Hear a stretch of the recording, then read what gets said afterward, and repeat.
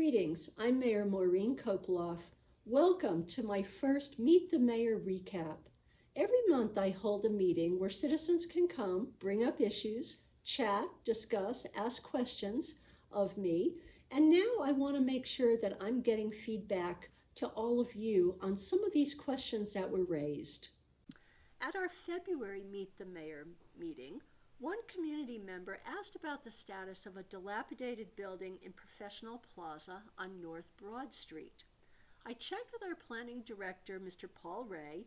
He contacted the owner of the building, and that building is going to be demolished. We had several questions about the tannery and Augusta brownfields. One resident asked how contaminants are contained, and another wanted to know where to find public records on brownfields. Remediation methods differ based on the type of contaminants and the environmental management plan specifications. The methods involve making sure that the contaminants are contained, they're unable to spread, that the sites are monitored, and that they are tested in accordance with North Carolina Department of Environmental Quality regulations. The tannery and Augusta brownfields are safe as long as the contaminated area remains undisturbed. In the tannery area, our plan is to build an asphalt trail with fencing on either side, which will allow us to comply with the DEQ's brownfield development guidance.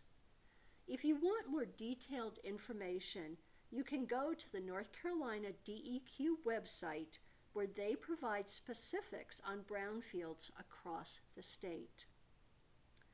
We also had a question about getting yield signs on the new roundabout on Asheville Highway. We contacted the North Carolina Department of Transportation about signage, and they have limited use of the roundabout to north and southbound traffic only until the roundabout can be clearly signed. Several people asked about potential code enforcement issues. In particular, they wondered who was responsible for maintaining the area around Burger King and whether or not there are any regulations concerning trash bins near the sidewalks at a couple of area restaurants. The owner of the Burger King is responsible for routine maintenance such as regular mowing, but they are currently in compliance with general maintenance standards. The restaurants with exterior trash bins similarly are in compliance with city ordinances, as there are no regulations stating that trash receptacles need to be behind a partition or otherwise covered. Nevertheless, trash must be contained and not spill over onto the sidewalk. Our staff will continue to monitor the situation. There were also some questions about the Project Moon development and whether or not it would be coming and connecting to the city sewage system. To date, there has been no request to tie into city sewer. If the developers did make that request, we would have to carefully study the impact to our system, especially regarding capacity.